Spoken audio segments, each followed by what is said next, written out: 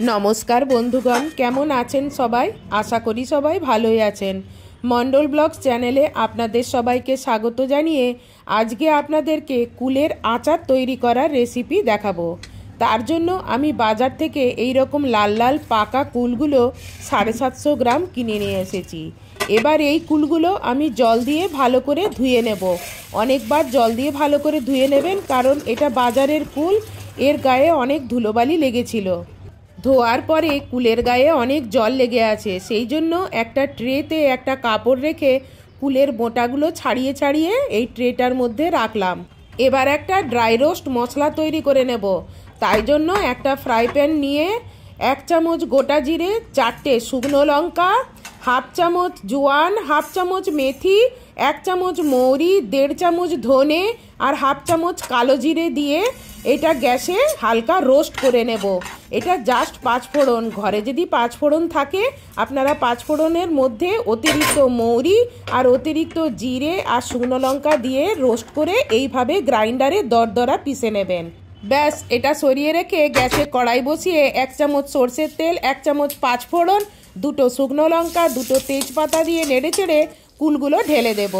কুলগুলো একটু নেড়েচেড়ে এর মধ্যে অল্প একটু লবণ দিয়ে আবারও এটাকে নেড়েচেড়ে ঢেকে এটা কিছুক্ষণ রেখে দেবো। কিছুক্ষণ পরে দেখবেন এগুলো জ্বরে গেছে। ততক্ষণে আমি 750 যেহেতু কুল নিয়েছিলাম, তাই জন্য এখানে আমি 550 চিনি দরকার। মানে এখানে 1 কেজি কুল হলে 750 চিনি দেবেন। তাই এখানে আমার 1 কাপ মানে 150 গ্রাম, তাই এখানে 3 বার নিয়েছি। আমার এখানে 450 গ্রাম আমি এখানে চিনি নিচ্ছি। বেশি দরকার নেই, কেননা কুলগুলো খুব একটা টক নয়। এবার চিনিটা এর মধ্যে ঢেলে দেবো কুলের মধ্যে ঢাকা খুলে।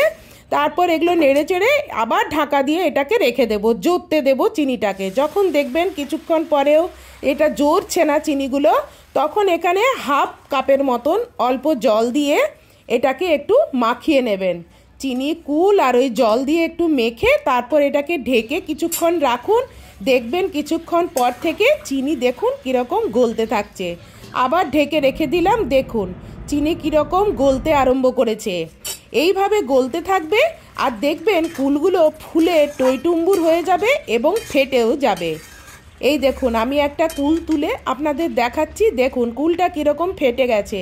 এই রকম কুলগুলো চিনি গলতে থাকবে আর কুলগুলো রসে এরকম ফেটে যাবে। চিনির এই মাপ ঠিক রাখলে আপনার আচার কোনোদিনও নষ্ট হবে না। আর একদিনে আচার, এই মিষ্টি আচার করতে যাবেন না, তাহলে কুলের ভেতরে চিনি একদমই ঢুকবে না। ওই জন্য কিছুক্ষণ ফুটিয়ে এটাকে বন্ধ করে রেখে দেব। আবার রাতে আরেকবার ফুটাবো। ধরুন এটা আমি সকালে করেছি, তো তাই জন্য রাতেবেলায় আরেকবার ফুটাবো, আর পরের দিন সকালে আরেকবার ফুটিয়ে এটাকে আমি জারে ভরে নেব। গুড়াম করুন বা যে কোনো টক জাতীয় এইরকম আচার করুন, সেটা একবারে ফুটিয়ে রসটা মেরে দেবেন না। 2-3 বার খেপে খেপে এইভাবে যদি ফুটিয়ে তৈরি করেন, তাহলে সেই কুলেরই বলুন আমের ভিতরেই বলুন খুব ভালোভাবে রসটা ঢুকবে। আপনি যদি চট করে এইভাবে ফুটিয়ে ফুটিয়ে রসটা মেরে দেন, তাহলে কুলের বা আমের ভিতরে কিছুই ঢুকবে না। আমি এটা 3 বার ফুটিয়ে এখন সকালবেলায় আরেকবার ফুটিয়ে এখানে আমি রোস্ট করা মশলাটা নামানোর আগে ছড়িয়ে দেব, দিয়ে এটাকে ভালো করে মিশিয়ে নেব। এখানে আমি 2 থেকে 3 চামচ রোস্ট করা মশলা দিলাম।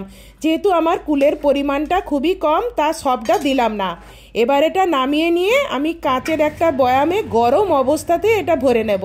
তাহলে শিশির ভেতরে যদি কোনো জীবাণু থেকে থাকে তাহলে সেইগুলো তাহলে মরে যাবে। আর এই আচার আপনি 1 থেকে 2 বছর অবধি রাখতে পারবেন, আপনার কিছুই নষ্ট হবে না। একবার আপনারাও এইভাবে বানিয়ে খেয়ে দেখুন, নিশ্চয়ই ভালো লাগবে। কি দারুণ খেতে হয়েছিল এই কুলের আচারটা। আজকের এই ভিডিওটা যদি আপনার ভালো লেগে থাকে তাহলে ভিডিওতে লাইক, কমেন্টস এবং শেয়ার করবেন আর চ্যানেলে সাবস্ক্রাইব করবেন। আর ফেসবুক থেকে যদি দেখে থাকেন তাহলে ফেসবুকটি ফলো করবেন। আজকের মতন এখানেই ভিডিওটা শেষ করছি। নেক্সট ভিডিওতে আপনাদের সঙ্গে আবার দেখা হবে। বাই।